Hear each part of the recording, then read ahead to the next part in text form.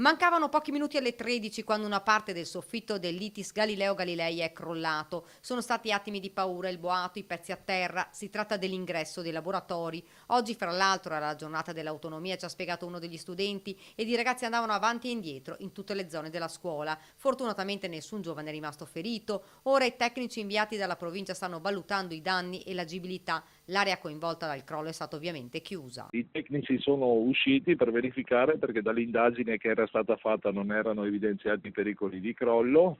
Può essere che le copiose piogge degli ultimi giorni abbiano influenzato negativamente la questione e adesso vediamo di intervenire al più presto.